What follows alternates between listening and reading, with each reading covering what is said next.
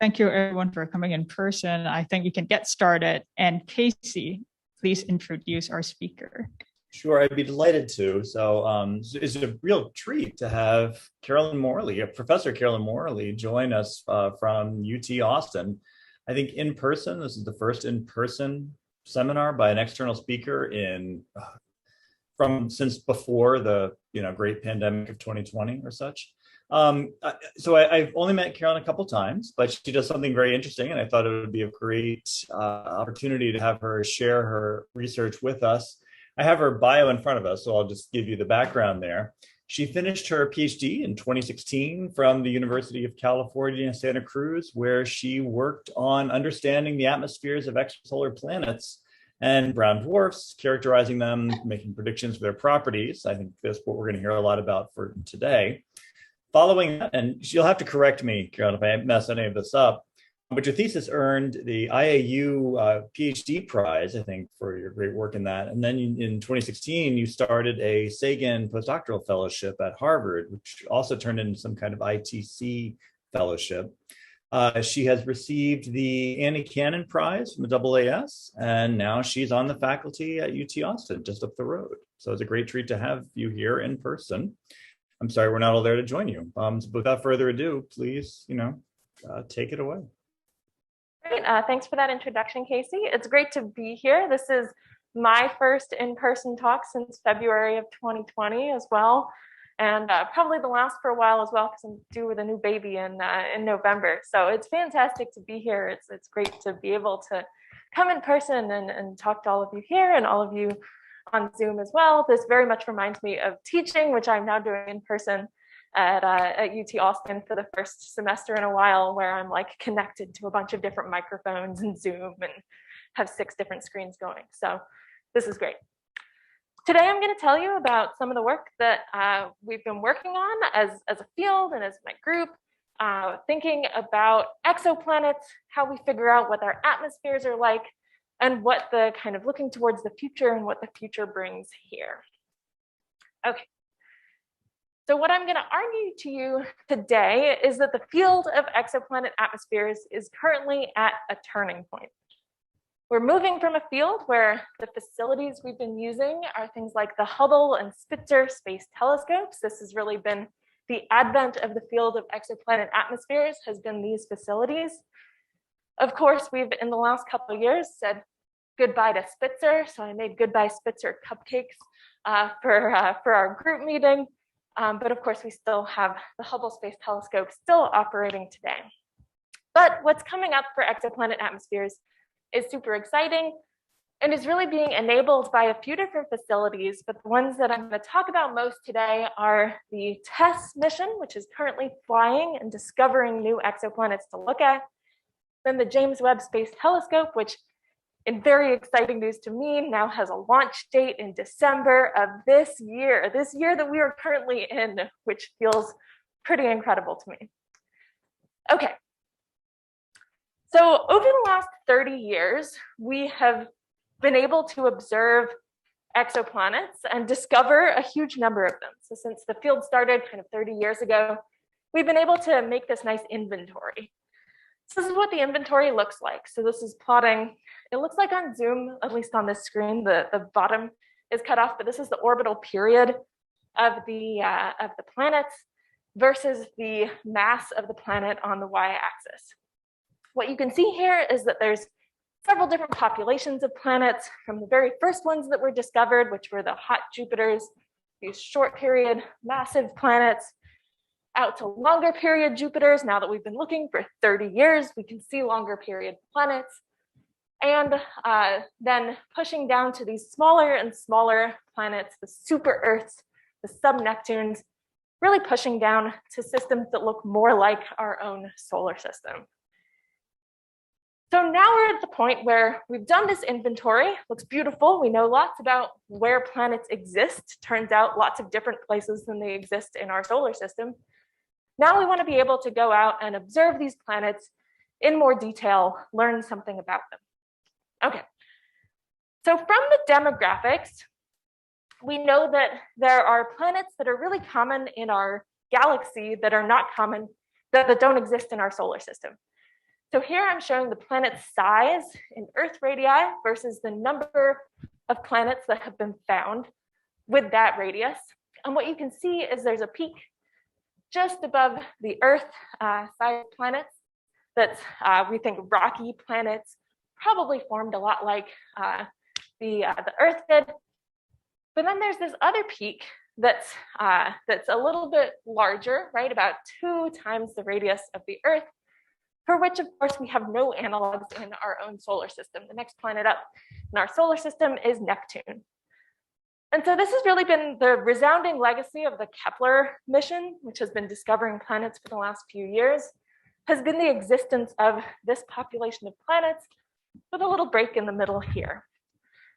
But we still don't know that much about them, despite knowing that they exist. So, like, what are their compositions like? Do they form like the Earth, plus like a little bit of gas that you add to puff them up? Or do they form more like Neptune, where they really have gas accretion as a major component? So one of the things we can do by observing the atmospheres of these planets is figure out the answer to this question. What are they made of? How do they form like that? Okay. Another thing that we can start to ask is about planet formation for the giant planets. So when giant planets form, how does that formation sculpt their compositions? One of the things that we see in the solar system, if we plot the mass of the planet versus the metallicity of its atmosphere, here for metallicity, we're really comparing the carbon abundance in our atmosphere to the carbon abundance in the sun. This is enhanced in carbon relative to the sun. The carbon is all in the form of methane in these cold planet atmospheres. So in our solar system, what you can see is that Jupiter is just a few times enhanced in carbon relative to the sun. But as you go to the lower and lower mass planets, they become more and more enhanced in carbon relative to the sun. So a question you can ask is, when you find exoplanets, do they plot up on this beautiful power law that is true astronomers? We just draw a power law through these 4 points that we have in our solar system. Or is it more complicated than that, right? Probably it's going to be more complicated than that when we look at all these other planetary systems. What we think is physically going on here is that Uranus and Neptune, as they form, are accreting more solids, so more ices than gases as they form.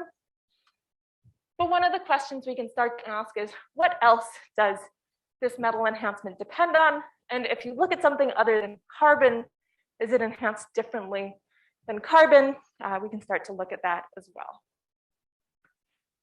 Okay, so those are kind of the big questions we can ask about these sub-Neptunes, these giant planets.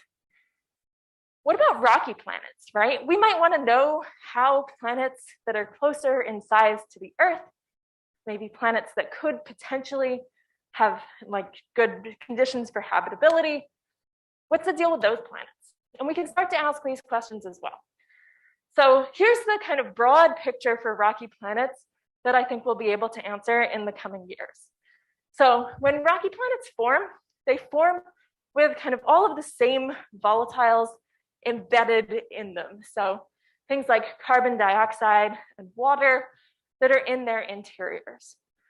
Almost certainly when these planets form, they then outgas that in the form of volcanoes, right? So in early Earth, you outgas water and carbon dioxide in volcanoes as the planet is first cooling down. But then the trajectory is essentially unknown for exoplanets, and one of the big things that we can hopefully answer in the coming years.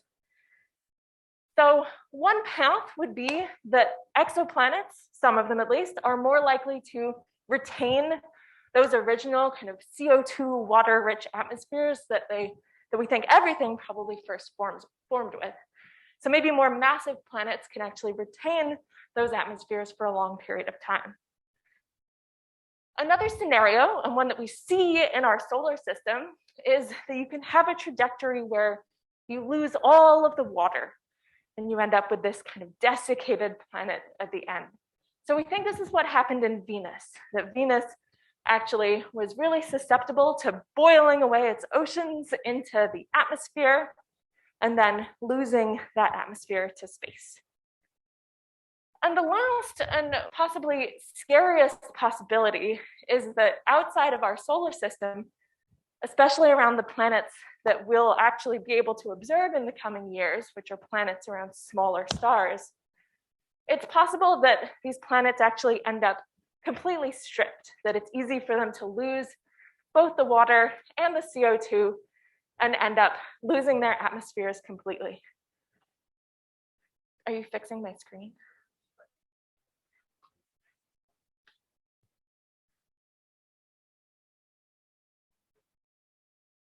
Yeah, I don't know.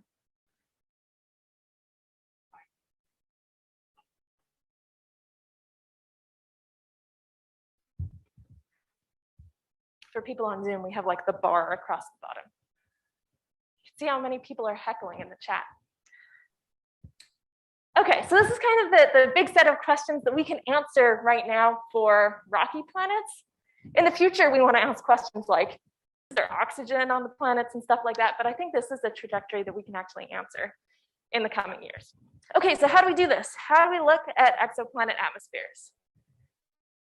So there's two different kind of geometries that I'm going to talk about today that can give us different information about these planets, focusing on transiting planets, the planets that cross in front of their host stars as they orbit around.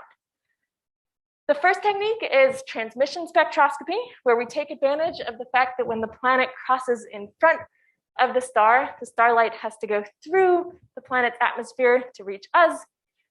Any absorbers, things like molecules and atoms that are in the atmosphere, will affect the light from the star that we observe, and we can see those wavelength dependent changes in the apparent size of our planet. For thermal emission, we wait for the planet to cross behind the star. We lose the light from the planet itself, the emission from the planet itself, and we're able to infer the thermal emission from the planet by looking at that difference. Okay, so that's the idea. This is what the actual data looks like.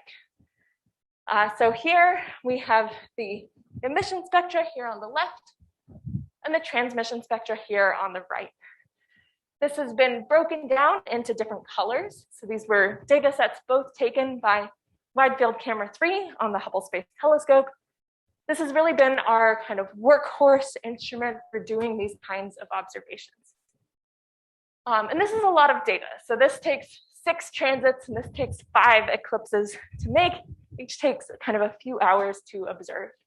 So you can add up the math there yourself. Okay, and this is a hot Jupiter. This is an easy target. This is like chosen to be an easy target to get super high signal to noise data. They achieve less than 50 parts per million per channel, which is really good.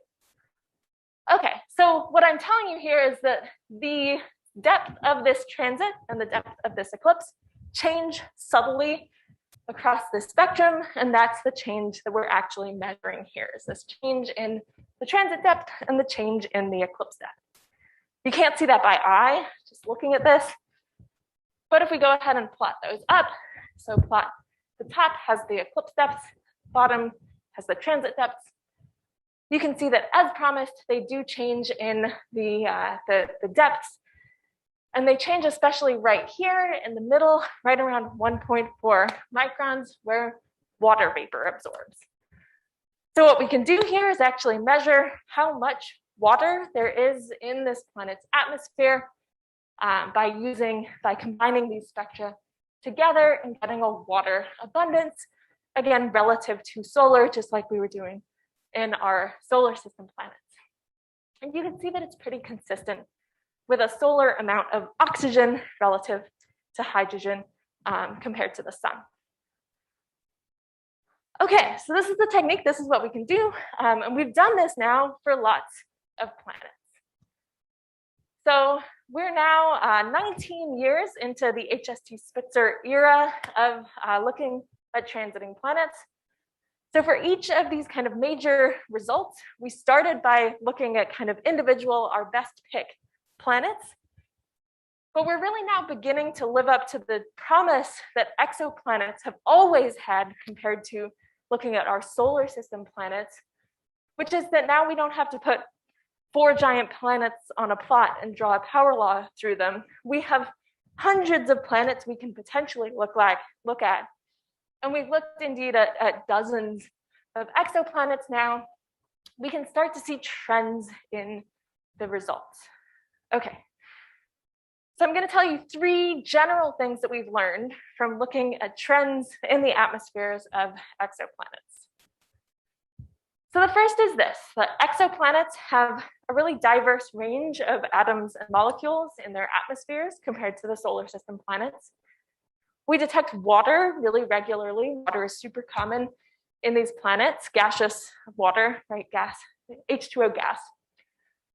And we also detect the alkali metals. The alkali metals happen to be pretty easy to detect, and so we can detect those to high significance as well. So this is what the data looks like for a whole stack of different hot Jupiters here. And you can see the nice water vapor feature that we get at 1.4 microns, just like I showed you before. We can see that in a bunch of planets. And then the alkali metals absorb at optical wavelengths here. You can see those as like a high point in the spectrum. Okay. So then we can start to do things like put them on our mass metallicity plot, the same one we had our 4 gas giants in the solar system, which are plotted using their methane abundance in their atmosphere. Now, based on that water detection, we can start to do the same thing for some of these exoplanets.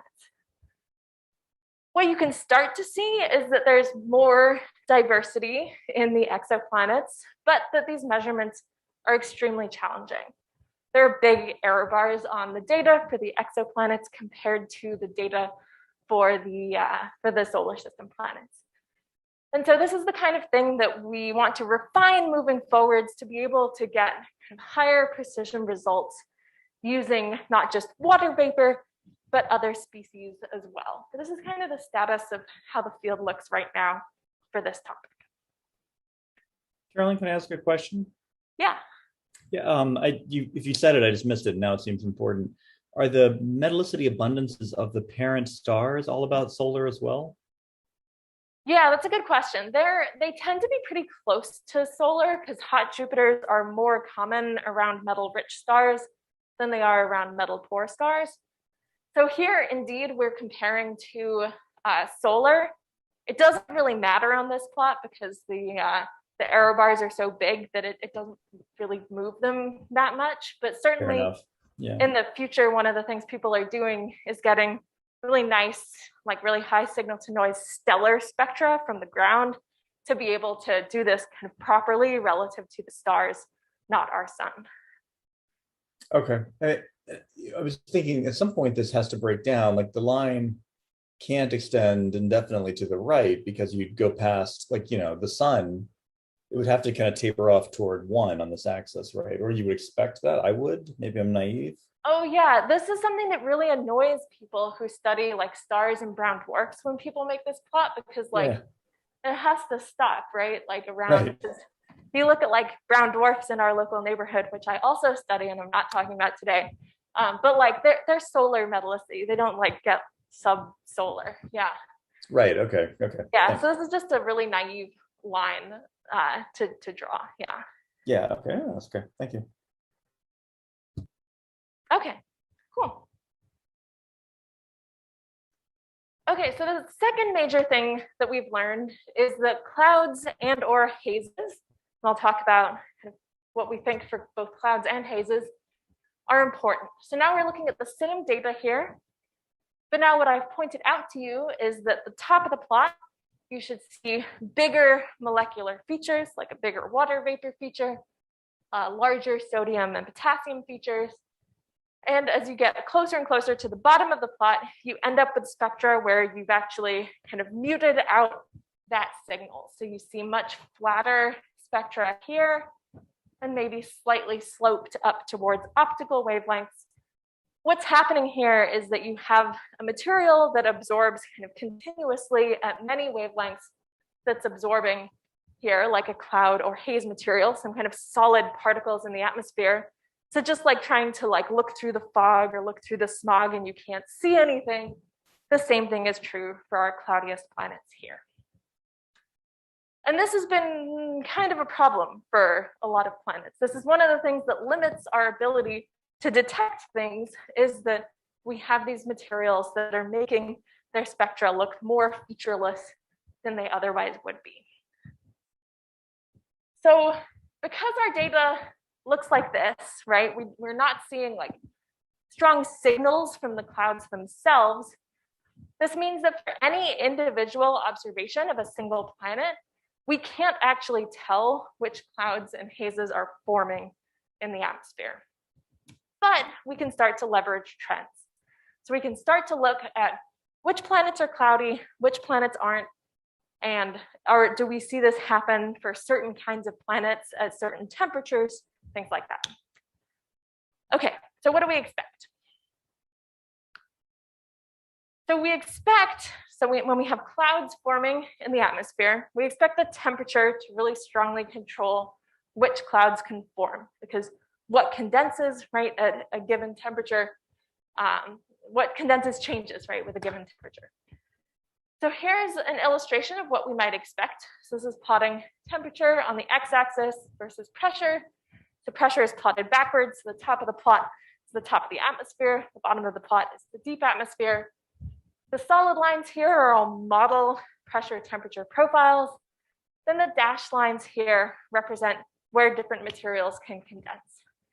So for example, if we look at like this water vapor line on the very left side of the plot, to the right, it's hot enough that water is in the vapor phase, absorbs as a gas. To the left, water is solid or liquid and absorbs as a cloud. So what we would predict based on where all of these different dashed lines for all of these different materials are, right, all kinds of interesting things condense into clouds. So you have like silicates forming these dusty clouds in hot planets. You have sulfides and salts condensing at these intermediate temperatures.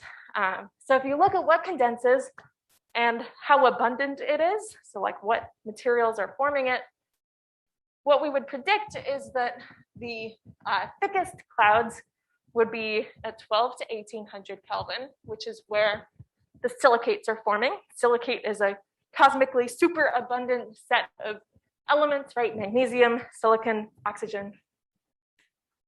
And then you'd also expect really cold things to be really cloudy. Like in our solar system, right? You look at any of those gas giant planets in our solar system, you think about clouds in their atmospheres. Okay, so that's what we expect for clouds. In this talk, clouds are things that form regardless of whether you're being bombarded by the light from the host star. In this talk, when I talk about hazes, hazes are the things that form only because you're being bombarded by light from a host star at the same time as all of this is going on. So what do we expect for hazes? So hazes form because you take a planet that's rich in something like methane in its atmosphere, hit it with a bunch of UV light. UV light photolyzes methane pretty easily, breaks it apart. That sets off this chain of chemistry that starts giving you what we're calling these soot precursors, things like acetylene and ethane, and all the right conditions to start forming essentially like a smog layer in your exoplanet. So long chain organics, polymers, and soots are the kinds of things that will actually condense like into solids in your planetary atmosphere. Okay, and we also expect this to be really temperature dependent. And the main temperature that's important here is the temperature where your planet transitions from being more methane rich, which cooler planets are more methane rich, to hotter planets being more carbon monoxide rich. So what's in your planetary atmosphere depends really strongly on temperature. And the line is right around 1000 Kelvin. So planets cooler than roughly 1000 Kelvin have these methane dominated atmospheres. This gives us what we're actually plotting here is the amount of this intermediate step, these soot precursors. So that's what we would expect to see. And I'll show you for some of these really interesting sub-Neptune sized planets what our data looks like for these. Okay. So when clouds and haze form, either of them can obscure the transmission spectrum. A totally obscured transmission spectrum looks like this, which is one of the most expensive flat lines that's ever been measured. This is Hubble Space Telescope data of a kind of canonical sub-Neptune sized planet, GJ1214b, super famous planet in the exoplanet world. This falls really nicely in this kind of 2.5 Earth radii kind of regime of these sub-Neptunes. And it orbits a really small star, which lets us get really high precision measurements. You can see the black points in this top panel, or the data. You can see that it's kind of precisely consistent with a completely flat line to super high precision. And there's models that are plotted behind it that contain various amounts of haze material. And you can see that it's consistent with the haziest, flattest looking one. So for just this planet, I can't tell whether these hazy models that I've plotted are right, or a super cloudy model where I've turned the clouds up all the way and it's also completely flat in the spectrum. But let's look at how this looks compared to other Neptune and sub-Neptune sized planets. And here's what we see here. So our beautiful flat line that I just showed you is here, GJ1214b. And then there's a bunch of other planets that are plotted on here, all the way up to our planet that has the largest signal. So what we're plotting here is the size of this signal. So from no signal down here at 0 to a nice, beautiful, it's this feature here, this large feature here at 1.4 microns for Cap-P26b. And you see a trend, right? A trend that actually looks remarkably like the trend that we would expect if photochemical hazes are flattening out these small, cool planet spectra. So we see that under about 900 Kelvin, that's where we see these really muted, really flat looking spectra. And for the two hotter planets we've been able to observe so far, that's where we're able to see this nice big signal. Okay. Criticisms of this, right? You could put a lot more planets on this plot and really have a more definitive answer here, but this is kind of where the tentative evidence is pointing right now. And I'll point out as well that this is really the power of studying exoplanets, is we can run this test with kind of controlling for lots of different variables and use that to understand what's actually forming in our atmospheres. People have done a very similar thing for the hot Jupiters as well, and they've come to similar conclusions, but for hot Jupiters, they exist over a wider range of temperatures up to kind of 2,500 Kelvin and even hotter than that. So that's what the results show for those, where we're plotting that same size of the water vapor signal here. You can see that there's a strong signal for the hottest planets. It decreases in size as you go here. So we think that's from silicates starting to form clouds in these planetary atmospheres, kind of bottom out, then increase a little bit here before decreasing in amplitude again here, which we think is from photochemical hazes. So the lines that you're seeing here are from microphysical cloud models that include all of the clouds that we think could form, but it turns out that the most important ones are silicates and then these organic hazes. Okay, so that's what the picture looks like for clouds and hazes. The last kind of punchline from the Hubble-Spitzer era of exoplanet science is that the chemistry is really complicated. So this is a result for this Neptune-sized planet, GJ436b, that I'll warn you, even to start, still puzzles us today, because we can't quite make any of our models, any of my models, look like the data that we've observed. And this plot is highlighting the biggest problem here, which is these 2 points here at 3.6 and 4.5 microns. These are emission spectra, really emission photometry, taken with the Spitzer Space Telescope over pretty broad band passes at 3.6 and 4.5 microns. What we would expect naively, if you take an atmosphere that has the composition of Neptune in our own solar system, since this is a Neptune-sized planet, it's a fairly cool Neptune-sized planet, around 700 or 800 Kelvin. You expect to see a nice methane feature here at 3.6 microns, where methane absorbs, and you expect your planet to be brighter at 4.5 microns. We observe exactly the opposite, which is telling us that there is much, much less methane than we expect, and much, much more CO and CO2, carbon monoxide and carbon dioxide. So that's pretty interesting. And people, when we just had this one planet, we're like, well, it's kind of an anomaly. Maybe this planet is weird. Maybe there's something we don't understand. But as we start to do this for more and more of these Neptune-sized planets, we keep finding the same things. This is another similar, even slightly cooler Neptune-sized planet. The only way to match these observations is to take your model and, without any physical reason for doing it, turn your methane knob down. So if you turn your methane knob down, you can match it, but we don't know why, which is what I want to know. Okay. So there's this whole set of planets that seem to look like this. This is my best fit model. If I throw all of the bells and whistles, we've added in the longer wavelength points of Spitzer photometry as well, and we still don't quite match this. So this includes all kinds of physics, all kinds of fun physics, high metallicity, disequilibrium chemistry, so we made the chemistry complicated, tidally heating the interior, and it just doesn't quite still match right. And this planet doesn't look like all of these other planets either. So this is this planet here, GJ436b. This is plotting that 4.5 to 3.6 micron ratio as a function of equilibrium temperature.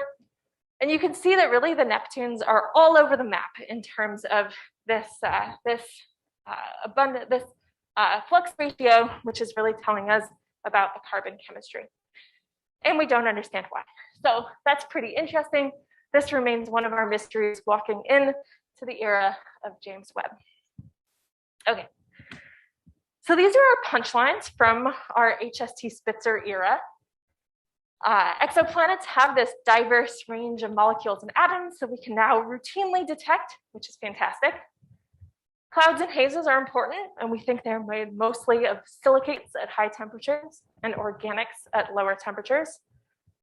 And then the chemistry is complicated. And so the emission spectra, which are really emission photometry that we've been able to do so far, are really powerful for probing this chemistry, but not unique enough in the results to tell us what's going on. And really, we've started all of these things with individual planets and then been able to answer a lot more questions by looking at an ensemble of different planets. Okay, so this is the status as we walk into the current era, which is the era of Tess, depicted here on the left, and James Webb, depicted here on the right, which again has a launch date, 6 a.m. Central Time on December 18th, 2021. I won't be there in person, but I'll be there on refreshing my computer and watching this.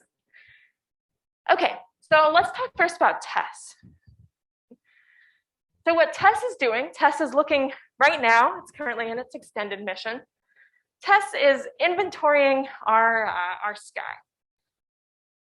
So Tess is inventorying the sky. We know from the Kepler mission and other previous missions that exoplanets are super, super common, but most of the ones we found are pretty far away, and it's hard to do the kinds of things that I do, where I like looking at nearby bright things to be able to get really detailed measurements. So what Tess is doing is surveying the whole sky, looking at the bright stars, finding the transiting planets in short period orbits around those stars. Ground-based surveys are kind of very complementary, doing a similar thing, but for smaller stars than Tess can reach. Okay, so I'm going to show you a movie. I like this movie because it depicts what Tess is actually doing. So it's going to start by showing you where the Kepler field is, and then show you what Tess is doing. Okay, so the Kepler field is there. So we stared at the Kepler field for like 4 years to find all of the transiting planets there. That's one Tess camera. Tess has 4 cameras that look at one time. It looks for about a month at each sector. And then it'll go through, that's all of the K2 fields from when Kepler broke.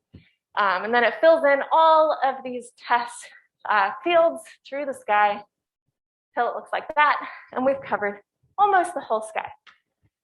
So this is what it did in the first 2 years of the Tess mission. Now we're in Tess cycle 4, so it's continuing to look at the sky. It's filled in the ecliptic as well.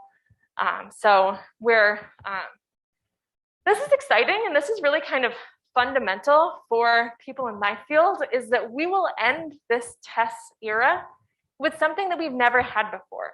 So in exoplanets, we've always been able to say, oh, well, there's tons more planets out there that could be better for doing these observations that we just haven't found yet.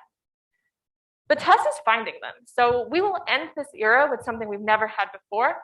We'll have essentially found all of the best transiting planets for this kind of atmospheric characterization stuff that I've been talking about today. That's pretty fundamental and really a shift in how we have to think about things. I wanted to highlight as well a few of the discoveries from the ground-based surveys, because these ground-based surveys, as I said, are looking at smaller stars and have found some of the planets that are going to be famous household names in the field of exoplanet characterization once James Webb launches. So one of those systems is the TRAPPIST-1 system. So this has 7 Earth-sized planets around a tiny star, just like barely hanging on to the main sequence. That's only 12 parsecs away from Earth. And then there's a couple other planets that are sort of similar. TRAPPIST-1 is exciting because something like 2 or 3 of these planets, depending on exactly how you count them, are in the habitable zone as well, where they could have surface liquid water. I wanted to show you why this is good that these planets are small as well. This is what the transit of a Jupiter-like planet looks like transiting across the sun, shown to scale with an Earth-sized planet transiting in front of TRAPPIST-1. So you can see that indeed the TRAPPIST-1 host star is just a tiny bit bigger than Jupiter itself. And so the Sun and Jupiter system makes about a 1% transit. The Earth and TRAPPIST-1 system also gives you about a 1% transit depth. And so if you're limited by your ability to measure the precision of that transit depth, having a deep transit makes that measurement easier, makes that differential measurement much easier. So that's one of the reasons that James Webb will really only be able to look at systems that look more like this. Okay. So the first era of James Webb science is really going to let us solve some of these things that have been like lurking mysteries about exoplanets. So this is the kind of data that we can expect for Neptune-sized planets. This is the same Neptune as I showed you before. The thermal emission photometry that we got from Spitzer is shown in these black points here. And then a couple different models are shown. This green model is the model I showed you that was like, this is all my bells and whistles, all my physics, best I can do. So if we take that green model and simulate what James Webb will actually get in one shot, right? One eclipse measurement, it'll look like this. So this is one eclipse simulated with the near spectrograph on James Webb. We'll actually be able to like see where the flux is coming from, see the absorption feature, be able to really nail down what's going on here. And yeah, it'll be amazing. And with James Webb, we'll be able to see these wavelengths longer than 5 microns for the first time in a long time, and the first time ever spectroscopically for these exoplanets. So this is what 3 eclipses with the MIRI instrument will look like. We'll really be able to understand a lot more about what's going on here. Okay. The second thing that I wanted to show you is that by extending this x-axis here says wavelength, by extending to longer wavelengths, we won't have as much of a problem with the fact that these clouds and hazes have been flattening out our near-infrared transmission spectra.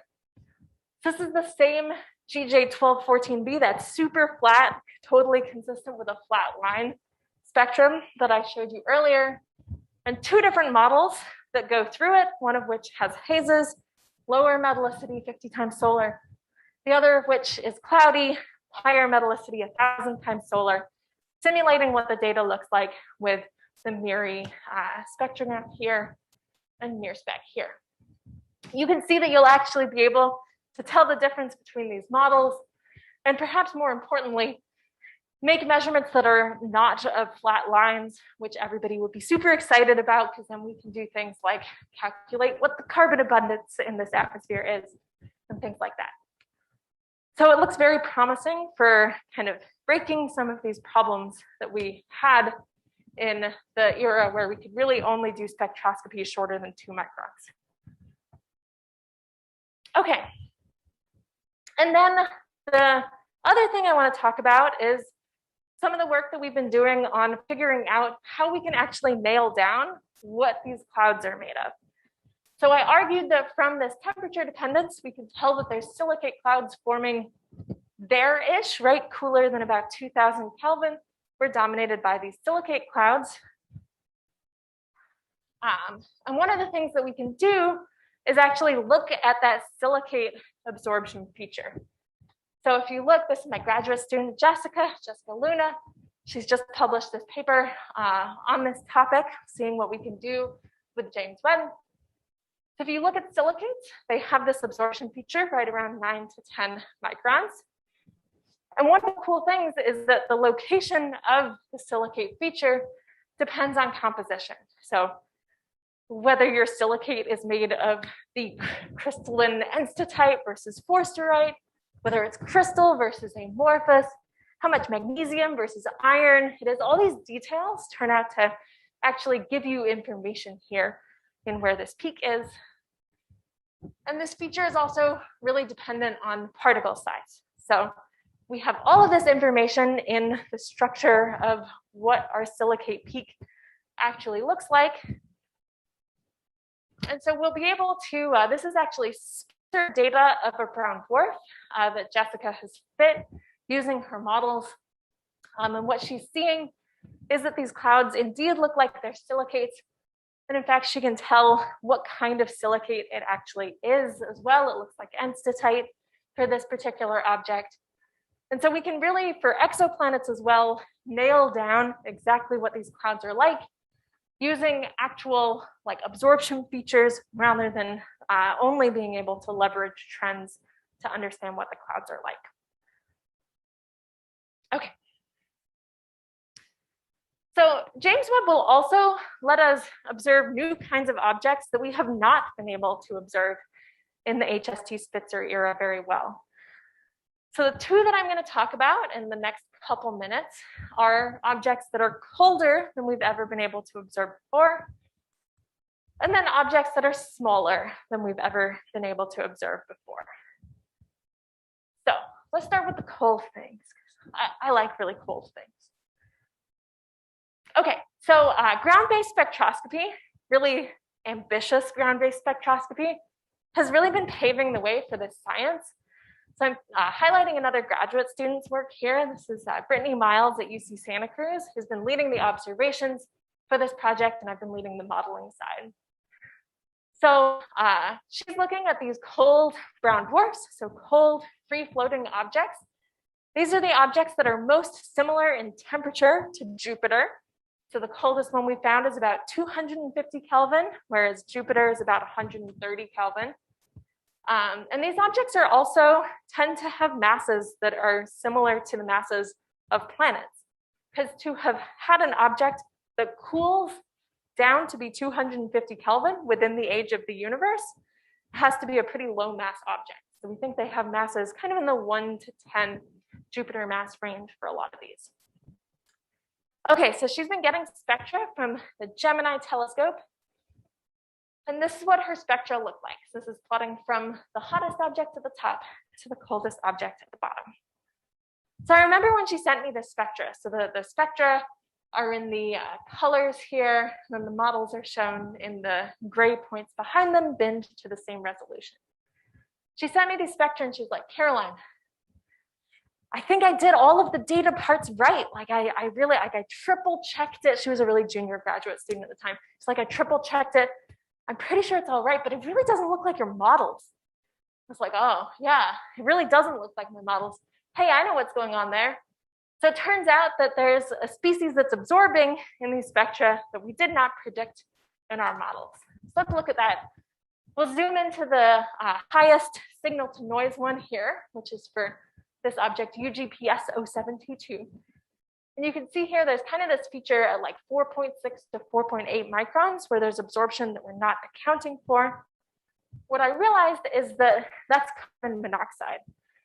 So if you include a model where you've turned up the carbon monoxide, you can indeed fit that spectrum much, much better. It looks beautiful, right? Okay, great. Well, do we expect that? Why do we expect that? So it turns out that what's going on is that it looks like to a much larger degree than our models predicted, you're actually mixing deep hot gas from the bottom of the atmosphere where it's hot enough that CO is abundant. You're mixing that up to the top of the atmosphere where we can actually see it. The cool thing about this is we can then use that CO abundance to actually really successfully trace atmospheric dynamics for the first time in objects that are this cold. So I don't have time to talk about the physics of this in detail, but I wanted to flash it up here. So what we've predicted, let's go one more forward. Okay, what we've predicted from models is that the coldest objects will be fully convective, and these kind of intermediate temperature objects, kind of 450 Kelvin-ish, would have these deep radiative regions in the atmosphere. And it indeed looks like this is borne out in models where the coolest ones look like they're being really vigorously mixed to like the maximum degree that they could. And the slightly hotter ones look like they have this more muted mixing in them. So this is what we can do with these spectra from the ground that are like, they're beautiful spectra, but not super high signal to noise. But James Webb, it turns out, is designed to look at really faint things, really far away galaxy things, I think mostly, but it's perfect for looking at these objects. So with James Webb, we can go from spectra that look like my L-band spectrum is on the left there, Brittany's M-band spectrum is on the right, to, in like just an hour of observation, a spectrum that looks like this. Super high signal to noise, opens you up to all kinds of different science that you can do. I've labeled where all kinds of different things absorb here. So you should be able to do everything from measuring kind of the dominant greenhouse gas kinds of species in your atmosphere to get really high precision metallicities, C/O ratios, things like that. We'll be able to use the mixing from these trace species as well, different kinds of trace species to really understand the atmospheric dynamics.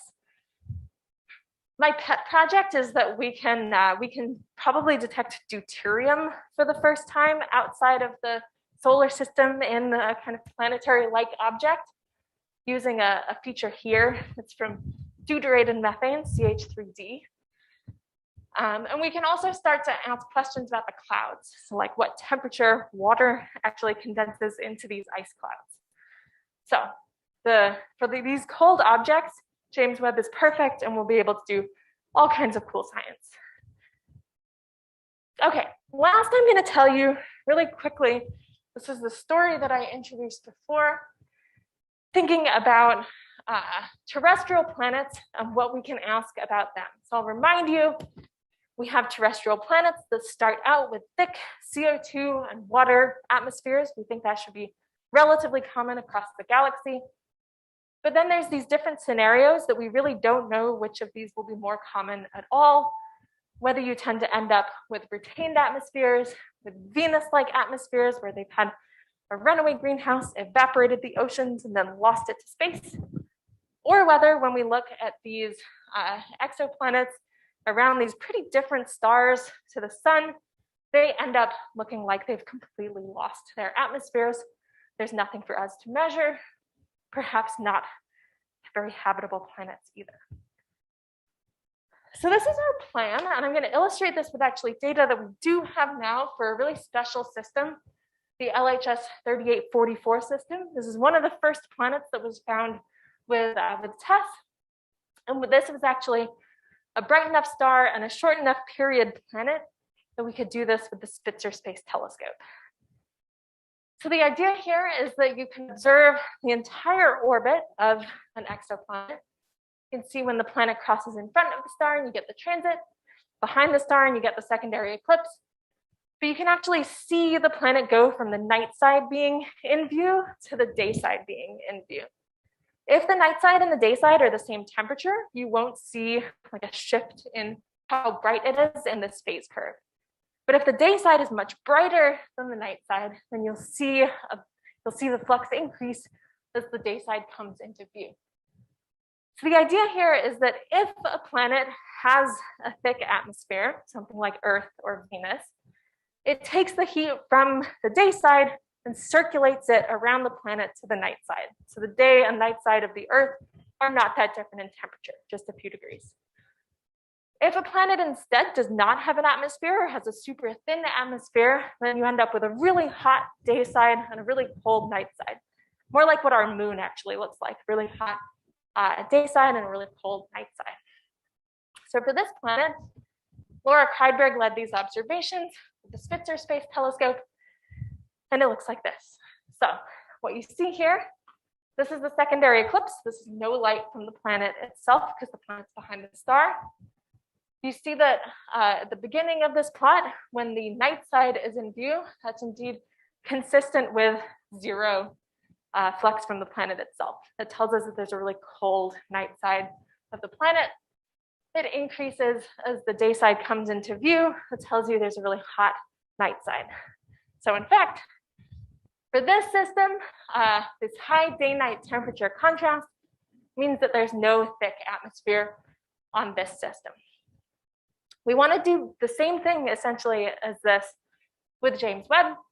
We can't afford in terms of observation time to get these full phase curves because it takes, this one is a half day, but other planets have longer orbital periods and you can't just get days and days of James Webb time. But it turns out with James Webb, the precision is high enough that we can do it with just the depth of this eclipse gives us a ton of information about it alone. So we can look at a bunch of eclipses, see if they're deep, consistent with a really hot planet, and use that to map out kind of where are their atmospheres versus no atmospheres.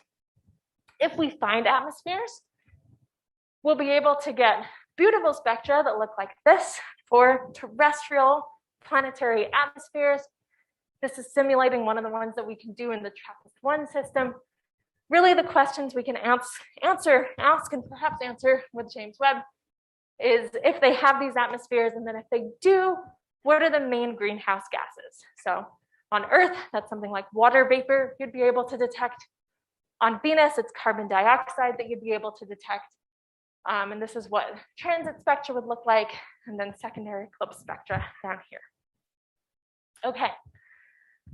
So the last thing I'll say is that the exoplanet community is psyched and ready for the era of James Webb.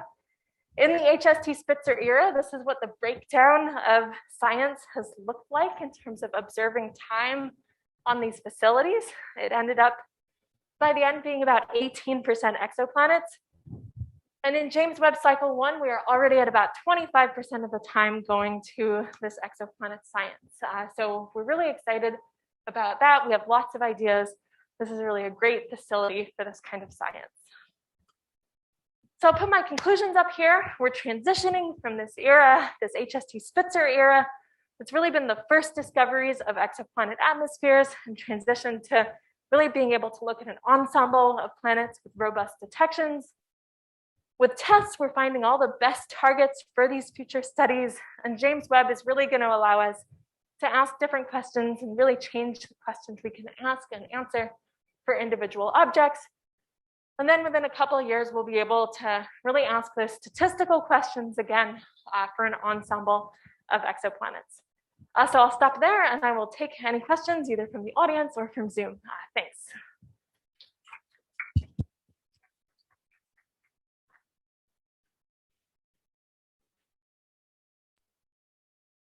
So Great.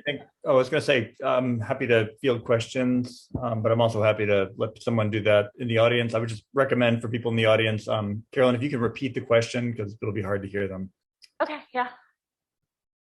So for the free floating planets that are cold, that CO mixing that you see, do you see that in Jupiter's atmosphere as well? Yeah, so Casey, can you actually hear it? Because they have a mic in here too. Yeah, sorry, I didn't know that. I could hear that perfectly. So Okay, great. thanks. So yeah, the question about Jupiter and whether we see that mixing, we do see that in Jupiter's atmosphere as well. We see that there's more CO than you would expect. You would expect zero CO, and we actually see, oh, it's really low abundance. It's like a few parts per billion, maybe tens of parts per billion CO in Jupiter's atmosphere, which is one of the reasons we didn't think going in that there would be enough of it for us to see with the spectra that we had for these cold Jupiters from the ground. Yeah. Oh, it's louder than I thought it was. So you said the haze and the clouds go away in the far infrared. You know that for sure. That doesn't depend upon any models for the haze and the clouds, right? That's a pretty robust result from it definitely, as far as you're concerned, depends on it. Well, the thing that it depends on is the size of the particles.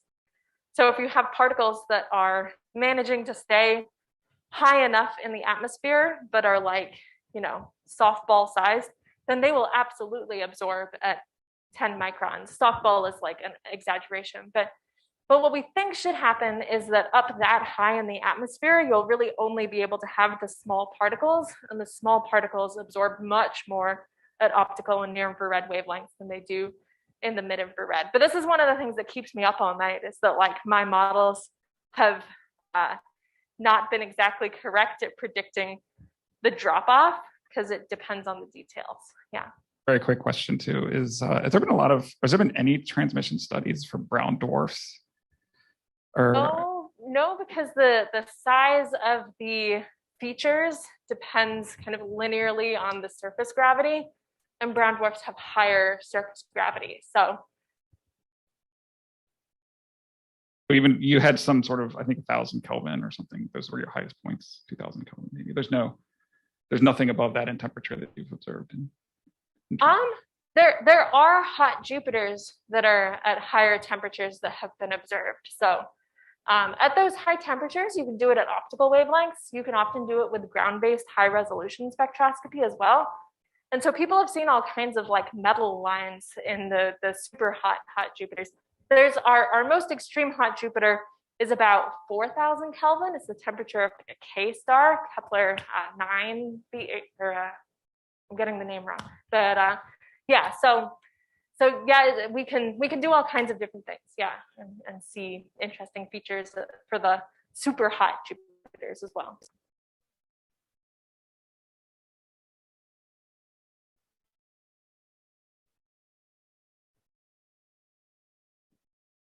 Kind of a pop question, which is if there was one planet you could observe with JWST, just one, which one would you pick? Oh, that's a good question. Which planet would I observe? Oh, I really want to know what's going on in GJ 1214b's atmosphere with that super flat transmission spectrum. So if I could put money on one object, it would be that one for sure. Yeah. Plus, I wrote 2 papers about it in my PhD. So I don't know. Once you've invested that much time, you're really dedicated to knowing what the answer is. I had a follow-up question I just realized. Can I ask? Yeah, go ahead. Yeah, no, I mean, it's great. It's so interesting. This is a naive question. Has anyone tried to observe Venus during a transit spectroscopy of Venus? I'm not even sure if that's possible, but yeah, I figured I'd ask you since you're the expert. Yeah, so people have observed, so a few years ago, the transit of Venus happened, and people looked at it during the transit of Venus to see what you can see. You can see all kinds of things. You can see that Venus is really cloudy and hazy, but you can see features as well. So you can see carbon dioxide in the atmosphere. You can see Venus has a bunch of sulfur species as well. That's what's making the haze in Venus. So you can see evidence of some of those. The thing that you can't do is tell exactly what the haze is made of, just like we can't with one observation of an exoplanet. We also can't with one observation of Venus in transmission say what the clouds are made of. So that's pretty interesting and pretty, I don't know, people can be variably optimistic or pessimistic about that result. Yeah, that was actually my next question, was if you could use it to, in the same way you're trying to, do this, the transmission spectroscopy with exoplanets. If we can't get it right for Venus, can we do it for those objects? But it sounds like that's actually something people are working on, so that's good. Yeah, people have also done this using Cassini for Titan, which again, Titan, which is one of the moons of Saturn, is really, really hazy, but we can see features. We can see methane in Titan's atmosphere. We can also see that there's a mysterious absorber that's not being included in naive models, which is also a hydrocarbon of some kind, something more complicated than we're including. And people have done it for Saturn and Jupiter as well. And we get pretty close to the right answer, but the devil is in the details, and there's things that we miss as well. So those have been used to kind of improve our models as well. Yeah, that's super interesting. Are there more questions online?